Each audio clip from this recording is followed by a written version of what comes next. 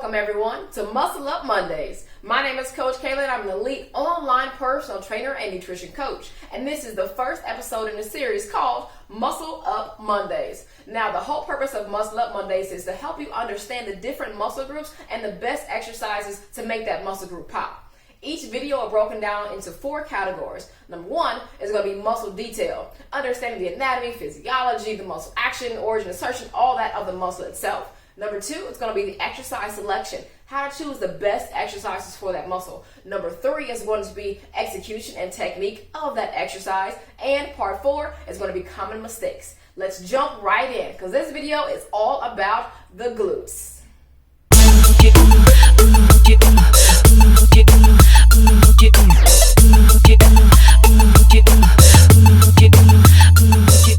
Muscle details. This week, we'll focus on the gluteal group, consisting of the gluteus maximus, gluteus medius, and the gluteus minimus. The gluteus maximus is one of the largest and thickest muscles in the body and is primarily responsible for the appealing middle and lower curves of the butt.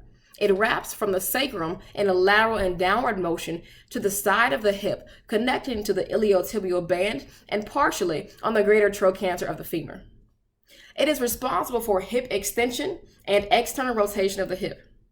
The glute medius, located directly underneath the glute max, the glute medius originates from the bridge of the ilium and is connected to the greater trochanter. The glute medius is responsible for hip abduction, stabilization, and medial rotation when the hip is in a flexed position. The gluteus minimus is an extremely important in pelvic stabilization. It's also a powerful abductor and internal rotator of the hip, as well as assist with hip flexion. Because the glutes combined do so many different movements, hip abduction and extension, external and internal rotation, I like to focus on exercises that incorporate 2 to 3 of these movements in one setting. Exercise selection. Here are my top 4 glute building exercises. Number 4, the glute pull through. Number 3, cable machine leg raise. Number 2, Bulgarian split squat. And number 1, the barbell bridge. Notice what's not on this list: squats and parallel lunges.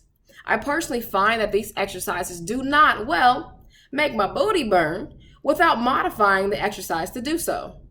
The science seems to support my self-reported opinion, as several scientific studies show that the quads and hamstrings are much more active throughout the entire movement as compared to the glutes. This is due to the glutes firing hardest in or near full hip extension, whereas in the squat and the lunge, the glutes rarely reach a full extension unless you squeeze at the top. Research also shows that glute power and activation decrease with smaller angles of hip flexion. This means that the deeper the squat, the lower the glute activation.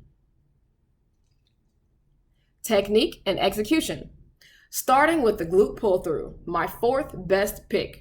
Honestly, I was introduced to this exercise a few years ago by my friend who was a phenomenal powerlifter and bodybuilder. His name is Lenny Wicks. At first, I was childish with the movement and also skeptical of his power. But boy, can I tell you that this simple band lit me on fire. My butt was burning like I just finished a 4x400 meter relay. For the glute pull through, you can either use a cable machine with a rope attached or a band. Either works nicely. Set your hands between your legs using either the rope or handlebar, if your hands are small enough, again, or a band. I have to make sure that the rope is on my shorts or I'm holding closer to my hands themselves and not on my skin. Talk about rug burn. With your toes pointed outwards, squeeze your glutes as hard as you can while focusing slowly on bending at the waist and tilting your butt back while you sit your hips. When you've reached the end of your glute hamstring flexibility, which is the point before your back begins to round, focus on externally rotating your legs and pushing your hips forward to bring your body back into an upright position. Common mistakes. Most people round their back and bend their knees, recruiting more hamstrings and less glutes, as well as not taking advantage of the toes out method, which recruits more muscle fibers entirely, and therefore giving a less complete motion. The glute pull through is my 4th pick simply because of the awkward counterbalancing position you have to endure when you want to lift heavier weights. You can end up stumbling due to improper center of gravity instead of focusing on the mind-muscle connection. Because of this, you have to lower the weight and focus on a bit more higher reps. Up next is the cable machine leg raise. I absolutely love single leg movements as I believe they focus more precisely on the imbalances and instability of the muscles being worked and the stabilizing joints. For this exercise, you need an ankle strap that connects to a cable or band or even a handlebar. Step into the handlebar, as you see what I'm using, with the heel of your shoe firmly against the back and your foot on top of the strap for stability and control. Lean forward and support yourself on the bars, starting with your hips at near 90-degree angle and your shoulders square towards the ground. With a slight bend in the knee, raise your heel until your glutes reach full hip extension, focusing on the squeeze throughout the movement. This is another exercise you want to focus on for reps, and you need to have strict mind-muscle connection to make sure the core is stable, the hips are closed, and the glutes are firing fully. This is a great exercise because it allows you to focus on and feel the squeeze through a full range of glute motion.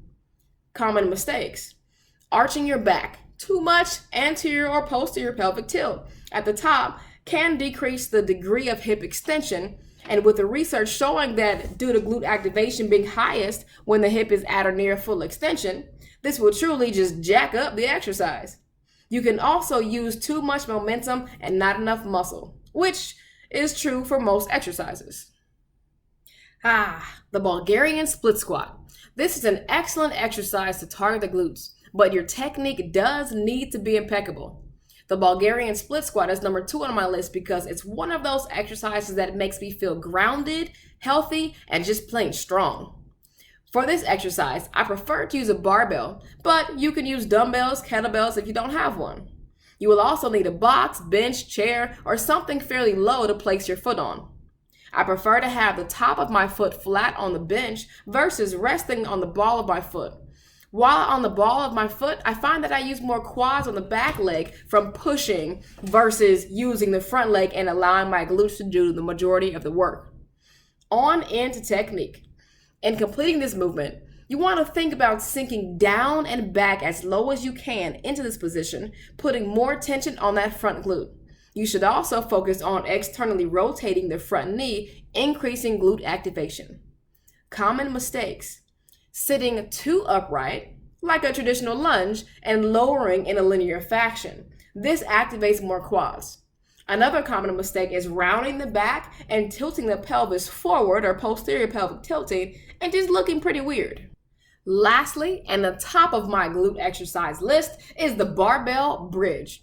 This is my favorite glute exercise because it's where the glutes can sustain huge amounts of weights. It requires little setup, but with any isolation movement, it still requires strict technique and focus.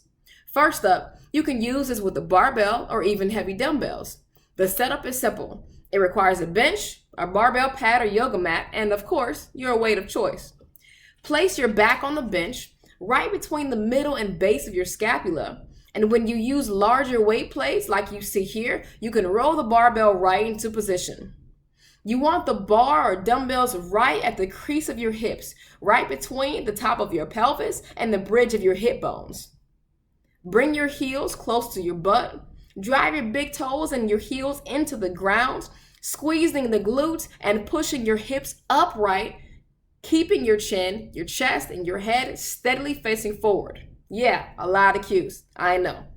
The goal is to keep your upper body quiet as possible while the only motion and muscle action happens in the glutes. Common mistakes: moving your upper body right along with the hips and opening your chest. This changes the levers of your body, decreasing glute activation and increasing quad recruitment.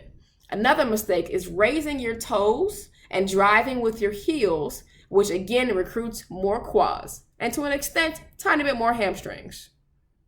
Quick tips. Of course, with most bipedal movements, adding any type of band above or below the knees and externally rotating and opening the hips at the knees will cause greater overall glute recruitment.